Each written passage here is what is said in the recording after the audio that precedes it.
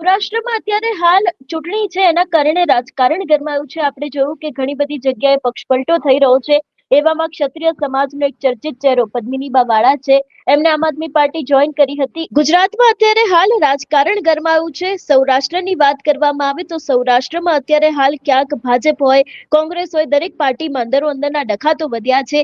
એવામાં ક્ષત્રિય સમાજનો સૌથી ચર્ચિત ચહેરો પદ્મિનીબા વાળાને અત્યારે હાલ તમે સ્ક્રીન ઉપર જોઈ રહ્યા છો. પદ્મિનીબા વાળાએ હમણાં જ આમ આદમી પાર્ટીની અંદર પ્રવેશ કર્યો છે. આમ આદમી પાર્ટી જોઈન કરી છે. આજે તેમની જ સાથેથી સમગ્ર સૌરાષ્ટ્રને લઈને વાતચીત કરવી છે. પદ્મિનીબા, સૌથી પહેલા તો રાજકોટને લઈને શું કહેશો? રાજકોટની રાજનીતિ અત્યારે શું કહી રહી છે? આમ આદમી પાર્ટી આ વખતે કેટલું ત્યાં કરી શકશે કામ? તમારું શું માનવું છે? જી, રાજકોટમાં તો અત્યારે જોરશોરથી મજાનું આમ આદમી પાર્ટી જે લોકોના મોઢા ઉપર એનું જ નામ છે કે ના, આ વખતે તો અમારે આમ આદમી પાર્ટીને જ ચૂનવી છે. કેમ કે લોકો ત્રાહિમામ થઈ ગયા છે આજે બીજેપી પાર્ટીથી. અને આજે જ આમ આદમી પાર્ટીના પણ ફોર્મ ભરાઈ ગયા છે ઘણા બધા, અને ઘણી બધી સીટો આવશે એવું આમ હું પાવરથી કહી શકું છું કે ના, લોકો હવે એ વાતથી ઉજાગર થઈ ગયા છે કે એક સામાન્ય માણસ અને સામાન્ય વર્ગ અને સામાન્ય લોકોનું સાંભળનાર એટલે આમ આદમી પાર્ટી.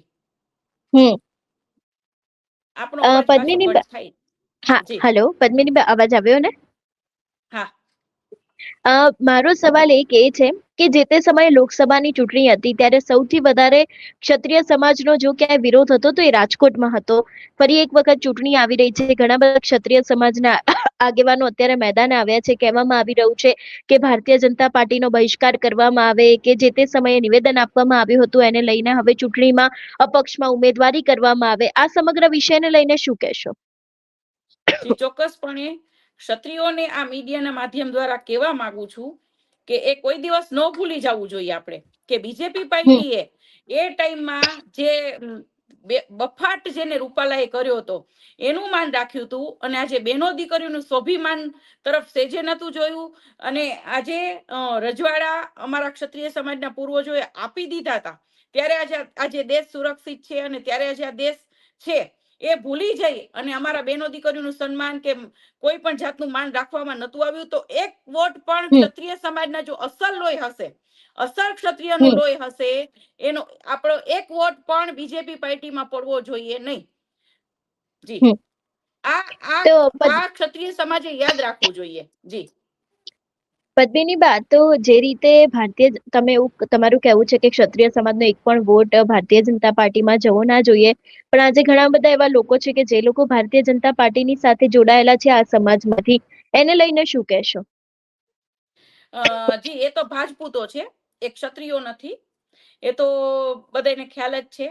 કેમ કે એ લોકોને સત્તા વાલી છે, પાર્ટી વાલી છે. એ લોકોને સમાજથી કાંઈ લેવા દેવા નથી, બરાબર. પણ છતાંય ઘણા બધા એવા લેભાગુ તત્વો, ઘણા બધા ચાપલુસી કરવા વાળા, ઘણા બધા આગળ પાછળ ફરવા વાળા, બરાબર, કે સત્તા છે, રૂપિયો છે, એની નોંધ લેવાય છે. પણ આજ સુધીમાં જે પણ પ્રશ્નો બન્યા છે તો ત્યારે કોઈ અમારા સમાજના રાજકીય વ્યક્તિઓ સમાજ સાથે ઉભા નથી રહ્યા. તો ક્ષત્રિય સમાજે ન ભૂલવું જોઈએ કે આજે આપણે આપણા ઘરના જ રોટલા જમવાના છે, બરાબર. આપણે કઈ પાર્ટીના રોટલા નથી જમવાના કે એમાં જે ભાજપૂતો ભાજપૂતાણીઓ છે ને એ કઈ. હા, તો આજે ક્ષત્રિય સમાજને એ કોઈ દિવસ ન ભૂલવું જોઈએ કે આંદોલનના ટાઈમે જે પૂતો કે ભાજપૂતાણીઓ આપણે કામ નથી આવ્યા. આપણા રતનપરમાં આટલું મોટું સંમેલન થયું હતું ત્યારે એ લોકોએ આપણી દરકાર પણ નથી લીધી. તો એવાના પગ ચાટવા કે એવા લોકોની ચાપલુસી કરવા વાળા પણ હું તો કહું એ અસલ લોહી હોય જ નહીં, બરાબર. અસલ લોહી હશે અને જેને બેનો દીકરીનું સ્વમાન વાલું હશે એ બીજેપી પાર્ટીમાં એક પણ વોટ નહીં નાખે. જી, પદ્મિનીબા, અને તમે કીધું, જી જી જી જી બા, બોલો ને. જી, અને ઘણા લોકો કોંગ્રેસ તરફ વળ્યા છે. તો કોંગ્રેસે ક્ષત્રિય સમાજે ન ભૂલી જવું જોઈએ કે કોંગ્રેસે પણ આપણા સાલિયાણા લઈ લીધા હતા. જ્યારે કોંગ્રેસ હતું ત્યારે કોંગ્રેસે ક્ષત્રિય આપણા સાલિયાણા લઈ લીધા હતા, એ ન ભૂલી જવું જોઈએ. એટલે પક્ષ એવો ચૂનો કે આપણી નોંધ લે, બરાબર, આપણા ક્ષત્રિય સમાજનું માન રાખે. આજે એવો પક્ષ આપ લોકો ચૂનો. જી, તો પદ્મિનીબા, આમણે શું આમ આદમી પાર્ટીએ શું કર્યું છે ક્ષત્રિય સમાજ માટે? આમ આદમી પાર્ટી અત્યારે નોંધ લઈ રહી છે ક્ષત્રિય સમાજની. આજે આમ આદમી પાર્ટી ઘણા બધા એવા કામો કરે છે ક્ષત્રિય સમાજના આવનારા સમયમાં પણ કરશે. બરાબર. એટલે આમ આદમી પાર્ટી, હું આમ આદમી પાર્ટીમાં હમણાં થોડાક ટાઈમથી જોડાયેલી છું, પણ એના વિચાર આમ આદમી પાર્ટી માં હું જોડાણી છું અને આમ આદમી પાર્ટી ક્ષત્રિય સમાજને અત્યારે ઘણા બધાને ટિકિટો આપી છે અને આવનારા સમયમાં પણ આમ આદમી પાર્ટી ક્ષત્રિય સમાજની નોંધ લેશે એવું લાગે છે. જી. તો બા તમને શું લાગે છે કે ભારતીય જનતા પાર્ટી ક્ષત્રિય સમાજને ટિકિટો નથી આપતી, ભેદભાવ કરવામાં આવે છે? જી હા, હાલની તારીખમાં જે એવું જાણવા મળ્યું છે કે શંખેશ્વર તાલુકો જે જ્યાં છે એ તાલુકામાં ક્ષત્રિયોને ટિકિટ નથી આપી. બરાબર. અને ઘણા બધા ભેદભાવ હોય છે અને ઘણા બધા બીજેપી પાર્ટીને આજે મોદી સાહેબના જ્યારે એમના મમ્મીનું બોલવામાં આવ્યું હતું, એના મમ્મીનું અપમાન કરવામાં આવ્યું હતું, ત્યારે બીજેપી પાર્ટીએ વિરોધ કર્યો હતો. બીજેપી પાર્ટી બહાર આવ્યા હતા, બીજેપી પાર્ટીના કાર્યકર્તાઓ.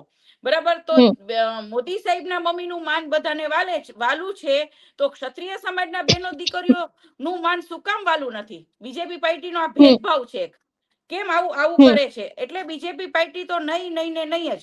બીજેપી પાર્ટી તો આજીવન ન જોઈએ. જી.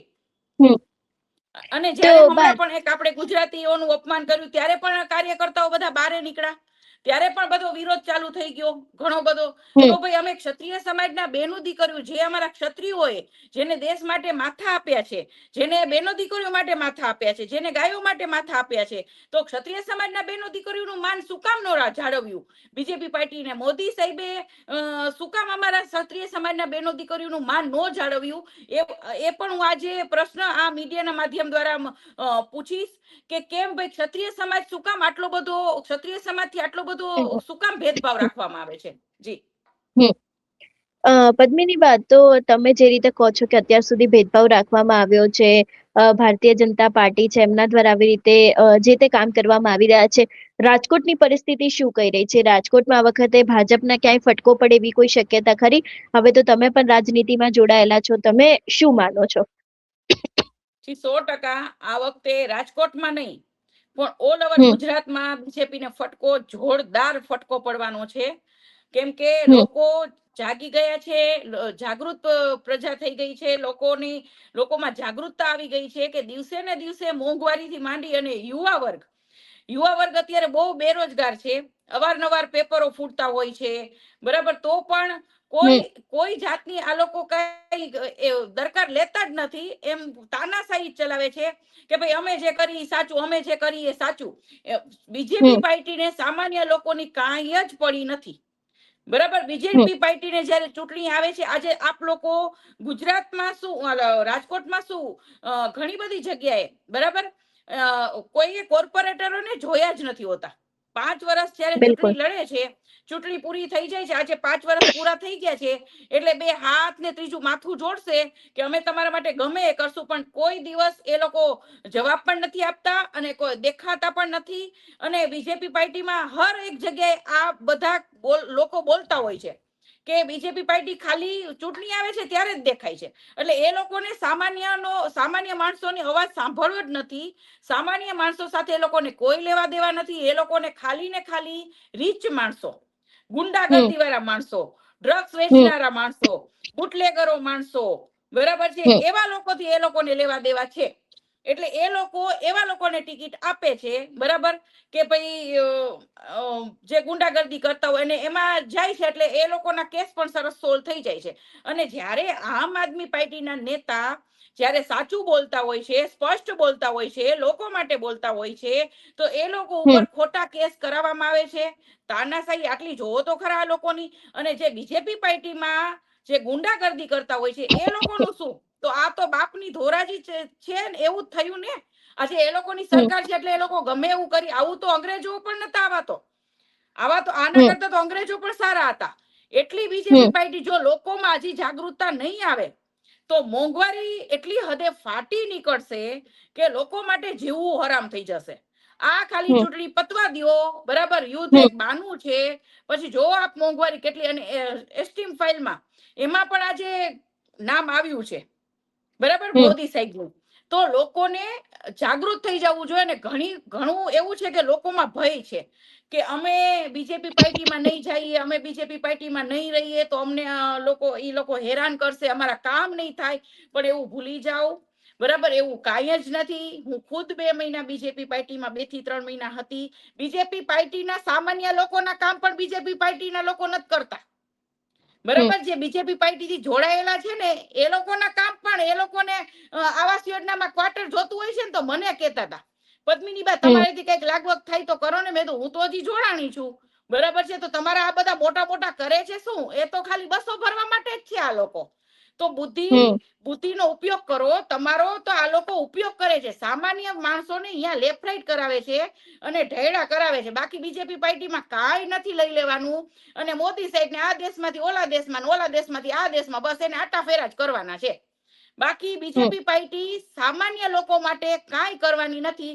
હંમેશા લાઈનોમાં ઉભા રાખશે, લાઈન પછી લાઈન, નોટબંધીની લાઈન, તમને આ ફાયદા દેવડાવશું, તમને તે ફાયદા દેવડાવશું, બરાબર. પછી સિલાઈ મશીન તમે એમાં ખોલજો, એમાં લિંક આવશે કે સિલાઈ મશીન, પછી સિલાઈ મશીન આવતું જ નથી. એવા તો લોકોને ઉલ્લુ બનાવે છે આ લોકો.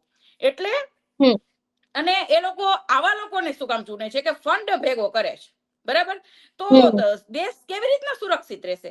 આજે આપણે આ દેશની એક સ્ત્રી પણ સુરક્ષિત નથી. એક નાની 8 વર્ષની દીકરીઓ ઉપર રેપ કેસ થાય છે તો એને એવી સજા પણ નથી મળતી, બરાબર છે. અને જે સ્ત્રી જે એમાં હોય છે મહિલા બીજેપીમાં, ત્યારે એ લોકો બહાર પણ નથી આવતા. દાખલા તરીકે ભાનુબેન છે, બરાબર, ઘણા બધા એવા છે કે ત્યારે જ્યારે પણ બેન દીકરી સાથે બલાત્કાર થઈ ગયો છે તો એનો ભાવ પણ પૂછવા નથી જતા.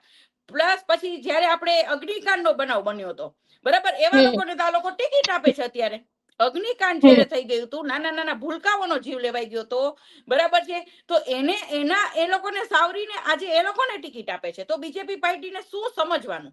આજે બીજેપી પાર્ટી એક ગુંડાઓની પાર્ટી છે. જી પદ્મિનીબા, જે રીતે તમે કીધું, તમને શું લાગે છે ભાજપની અત્યાર સુધીમાં રાજકોટમાં સત્તા રહી છે, રાજકોટમાં સૌરાષ્ટ્રમાં કોઈ વિકાસ થયો છે ખરી? કારણ કે ગઈકાલે જ મેં એક વિડીયો જોયો હતો, રાજકોટના કોર્પોરેટરને જગાડવા માટે લોકો થાળીઓ વગાડતા હતા કે ભાઈ હવે તો જાગો, અહીંયા દૂષિત પાણી આવે છે. તમારા મતે શું લાગી રહ્યું છે કે ખરેખર વિકાસ થયો છે કે પછી રાજકોટની વાસ્તવિકતા આખી અલગ છે?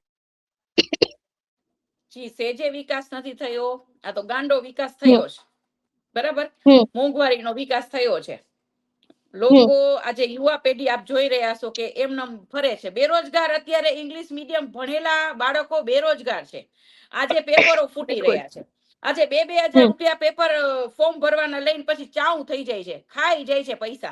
એટલે બીજેપી પાર્ટી લૂંટનારી પાર્ટી છે. લોકોનું હવે તો લોહી ચૂસી લેશે એવી પાર્ટી છે. આજે ગટર થી માંડી રોડ રસ્તા, જ્યારે પણ કોઈક મોટો નેતા અહીંયા આવવાના હોય ને ત્યારે એ લોકોનું 2 દિવસ પહેલા કામ ચાલુ હોય, બરાબર. પછી જાય એટલે પછી કાંઈ જ હોતું નથી. એટલે કોઈ સંતોષ નથી રાજકોટની પબ્લિકને બીજેપી પાર્ટીથી. કોઈ જાતનો સંતોષ નથી કે આ અમારા વિકાસ થયો. વિકાસ શું? હમણાં જ તમે આપ લોકોએ જોયું હશે કે જંગલેશ્વર વિસ્તાર, જ્યાં લોકોને ભાડા ભરવાના તો શું, પણ જમવાના પણ પૈસા નતા. આજે એ લોકોનો વિસ્તાર, એ લોકોને બે ઘર કર્યા અને ત્યાં રિવરફ્રન્ટ બનાવવાનું છે. હવે રિવરફ્રન્ટ જરૂરી છે કે લોકોનો આશરો જરૂરી છે?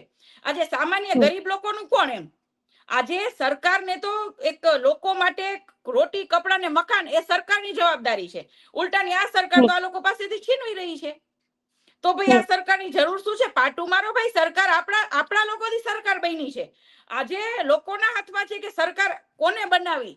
આજે સામાન્ય લોકોનો અવાજ સાંભળે એવા લોકોને આપ લોકો વોટ. હું એમ નથી કેતી કે આમ આદમી પાર્ટીને આપો, કોંગ્રેસને આપો, ફલાણાને, પણ લોકો તમારો અવાજ સાંભળતા હોય, તમારી માટે અડધી રાતે ઉભા રહેતા હોય, એવા લોકોને તમે ચૂનશો તો આવનારું ભવિષ્ય યુવા પેઢી માટે, લેડીઝો માટે, લોકો માટે ખૂબ સારું રહેશે. નહીતર 5 વર્ષ હવે પૂરું થઈ જશે. આ આસુડે રોવાનો વારો આવી જવાનો છે.